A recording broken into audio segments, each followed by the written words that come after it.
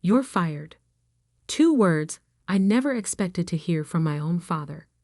Yet there he sat behind his mahogany desk, his steel-gray eyes fixed on me with a coldness I'd never seen before. The office felt suffocating, despite the floor-to-ceiling windows overlooking the Manhattan skyline. "Dad, if you just listen about the Henderson account." He held up his hand, silencing me. "It's Mr. Matthews in this office, Alexandra. And the Henderson account was the final straw. Your innovative approach cost us a $12 million contract." I gripped the arms of my chair, forcing myself to stay calm. The traditional approach wasn't working. If we just tried my strategy for 1 more month. Enough. He slammed his hand on the desk, making his best CEO award rattle. "This isn't some startup playground where you can experiment with wild ideas.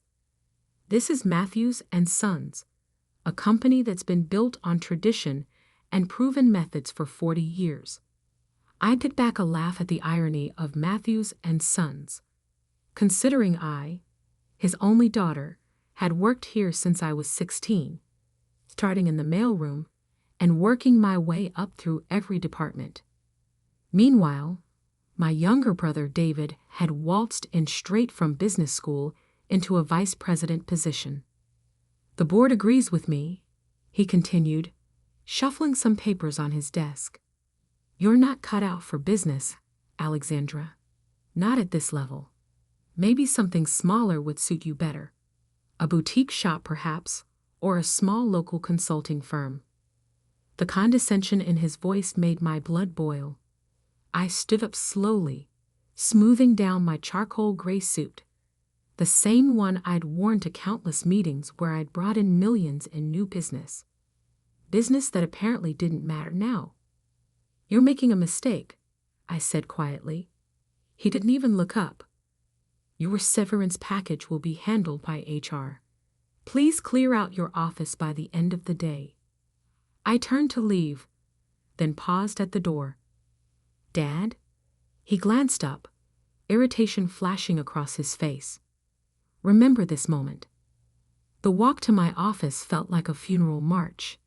Employees quickly looked away as I passed, news of my firing already spreading through the corporate grapevine. Only Janet, my assistant for the past 5 years, met my eyes. "I heard," she said, following me into my office. "It's not right, Alex. Everyone knows the Henderson account was lost because David promised them impossible delivery dates."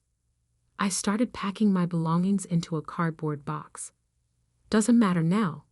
David's a Matthews son, and I'm just the daughter who doesn't understand traditional business." Janet watched me take down my framed Harvard MBA and various awards. "What will you do?" I carefully wrapped the photo of my mother. She passed away when I was 12, but I still remembered her last words to me. "Don't let them dim your light, sweetheart. Shine anyway." "I'm going to build something," I said, surprising myself with how calm I felt. "Something bigger than Matthews and Sons could ever be." Janet's eyes lit up. "Need an executive assistant?" I smiled, really looked at her for the first time that day. Janet wasn't just an assistant. She was a brilliant operations manager trapped in an administrative role because of the old boys club mentality at Matthews and Sons. "How about chief operations officer instead?" Her eyes widened. "You're serious?" "Dead serious." I handed her my personal card, the one without the Matthews and Sons logo. "Call me tomorrow if you're interested. And Janet, don't tell anyone about this conversation." The elevator ride down to the lobby was surreal. 15 years of my life, reduced to one cardboard box. I'd given everything to this company, sacrificed relationships, worked weekends and holidays, brought in major accounts that had doubled our revenue. And none of it mattered, because I wasn't a son. As I pushed through the revolving doors onto 5th Avenue, my phone buzzed. A text from David. Tough break, sis. But don't worry, I'll take good care of your clients. Maybe retail is more your speed." I didn't respond.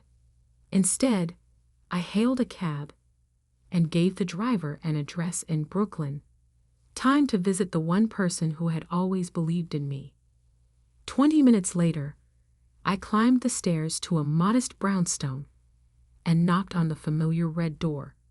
It opened to reveal an elegant woman in her 70s, her silver hair perfectly coiffed despite the late hour. "Alexandra?" My grandmother's eyes narrowed as she took in my appearance and the box in my arms.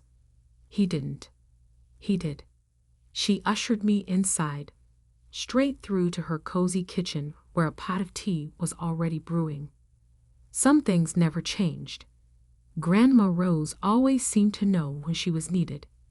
"Tell me everything," she said, setting out her best china teacups. So I did. I told her about the Henderson account, about David's impossible promises, about Dad's coldness, and the board's decision. She listened without interrupting, her bright blue eyes, so different from my father's gray ones, taking in every detail. When I finished, she got up and walked to her study. I heard her opening drawers, shuffling papers. She returned with a thick manila envelope. "I've been waiting for this day," she said, sliding the envelope across the table. "Your mother knew it would come too. She made me promise to give you this when it did." My hands trembled as I opened the envelope. Inside was another envelope, sealed with wax, and a folder filled with documents.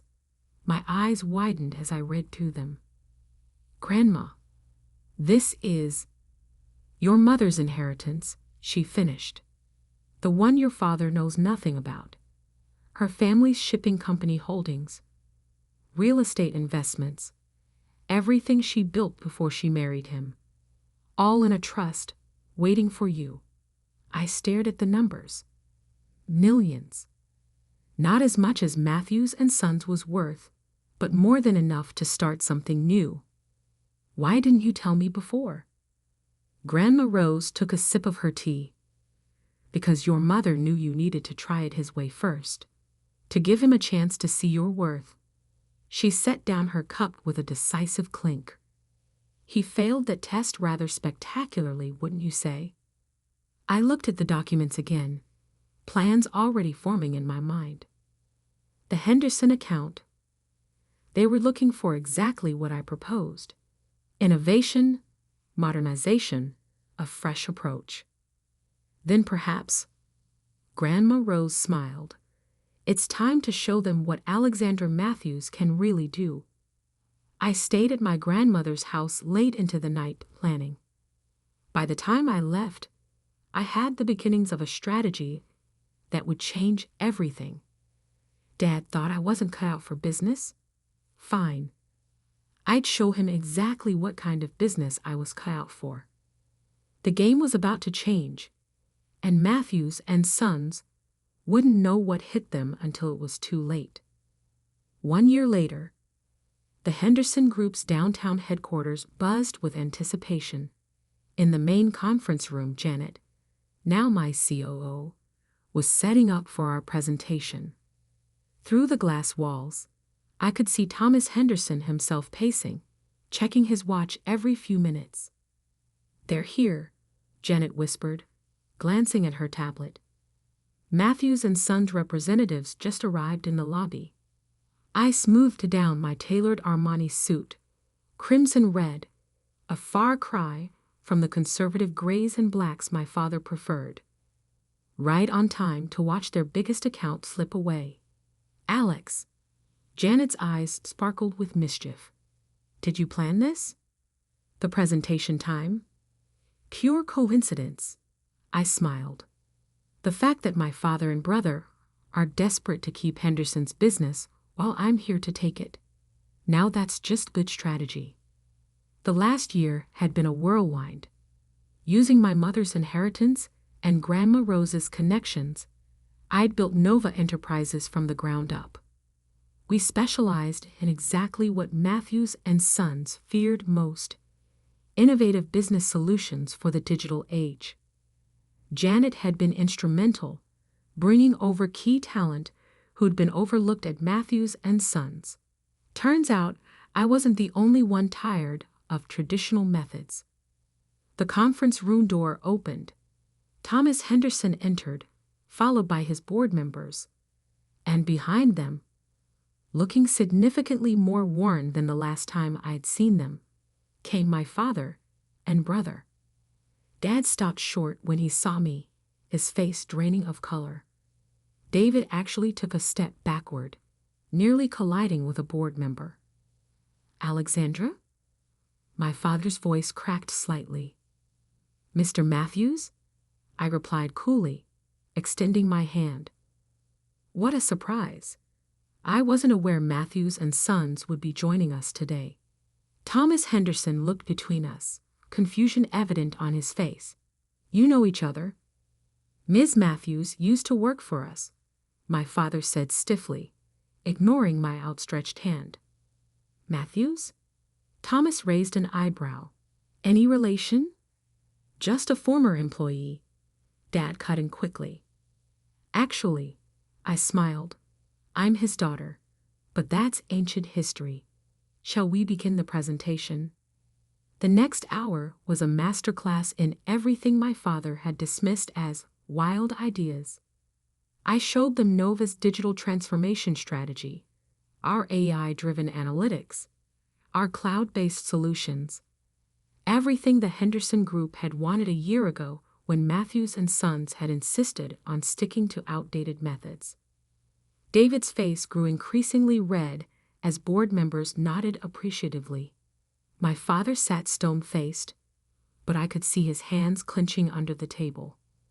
"Very impressive, Ms. Matthews," Thomas said when I finished. "This is exactly what we've been looking for. But I have to ask, why didn't you propose these solutions when you were with Matthews and Sons?" The room went silent. All eyes turned to my father. "Oh, but I did," I replied softly. "In fact, it was my last presentation before leaving the company. Wasn't it, Mr. Matthews?" Dad's jaw tightened. Before he could respond, Thomas Henderson stood up. "Well, I think we've seen everything we need. Ms. Matthews, your proposal is exactly what the Henderson Group needs to move forward. I believe our legal team already has the contracts drawn up." "What?" David spluttered. "You can't be serious. We've handled your business for 20 years. And in those 20 years, you've fallen behind every technological advancement in the industry," Thomas replied firmly.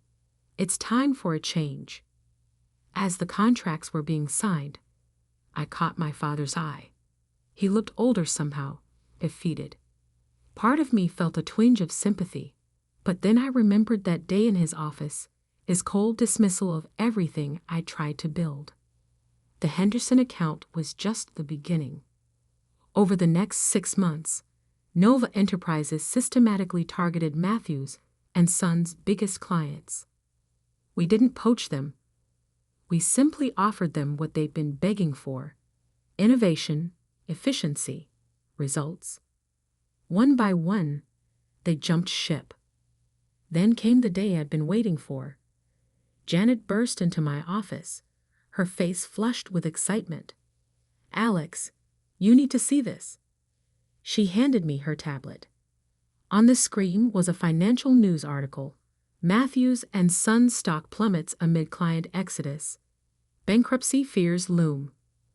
Below was a photo of my father leaving his office, looking haggard. The caption read, "CEO Robert Matthews declines to comment on company's future." My phone rang. Grandma Rose's number. "I just saw the news," she said when I answered. "How are you feeling?" I looked out my office window at the Manhattan skyline. From here, I could see the Matthews and Sons building, no longer the towering symbol of success it once was. I didn't do this for revenge. I said quietly. I know, darling. You did it because it needed to be done. Because sometimes the only way to fix a broken system is to build something better. They're going to lose everything, aren't they? Unless someone steps in to save them. There was a knowing tone in her voice. Someone who understands both innovation and tradition. Before I could respond, Janet appeared in my doorway again, her face serious. Alex, your father is here. He's asking to see you. I took a deep breath. Send him in. Alexandra. Grandma Rose said quickly, remember what your mother always said. Don't let them dim your light. I finished. I remember. No, dear. The other thing, she said. Sometimes the strongest bridges are built over the deepest divides. I hung up and straightened my shoulders as Janet showed my father in. He looked nothing like the imposing figure who'd fired me a year ago. His suit was wrinkled, his tie slightly askew. Alexandra, he said softly, we need to talk. I gestured to the chair across from my desk, the same position I'd been in that day in his office. How the tables had turned. Yes, I replied, I believe we do. My father sat across from me, looking smaller than I'd ever seen him. The mighty Robert Matthews, reduced to asking his incompetent daughter for help. The irony wasn't lost on either of us. The board is meeting tomorrow, he began, his voice rough. They're voting on whether to file for bankruptcy or seek immediate merger. He paused, swallowing hard. David's already resigned. Took a position with Goldman Sachs this morning. Of course he had. David had always been good at abandoning ship when things got tough. And you're here because? I kept my voice neutral, professional. Because you won. He looked up, meeting my eyes. You did exactly what I said you couldn't do. Built something remarkable. Modern. Successful. His hands trembled slightly. While I watched 40 years of work crumble because I was too proud, too stubborn to change. I leaned back in my chair, studying him. Did you ever wonder why I stayed at Matthews & Sons for 15 years? Working my way up from the mailroom when you could have given me a top position like you did David. He shook his head. Because I loved that company. Not for its name, not for its prestige, but for what it could be. Every innovation I suggested, every change I tried to implement, it wasn't to destroy tradition. It was to help Matthews & Sons evolve. And I shut you down at every turn, he admitted quietly. Yes, you did. I stood up and walked to the window, looking out at the city. Do you know what really hurt, Dad? Not the firing. Not even choosing David over me. It was that you never once asked why I thought we needed to change. Tell me now. I turned back to face him. Because business isn't about maintaining what worked yesterday. It's about building what will work tomorrow. Mom understood that. It's why her family's shipping company survived when all their competitors went under. His head snapped up. Your mother's company. But that was sold after she died. No, Dad, it wasn't. I pulled out the documents Grandma Rose had given me that night, sliding them across the desk. Mom left it in trust for me. She knew someday I'd need it, either to save Matthews & Sons or to build something new. He stared at the papers, realization dawning on his face.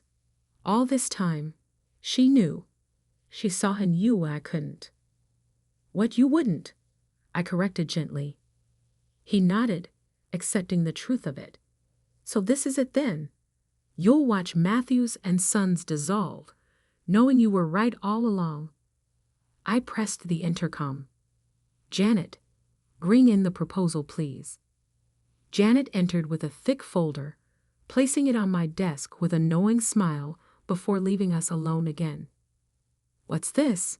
my father asked. A merger proposal. Nova Enterprises wants to acquire Matthews and Sons. His eyes widened.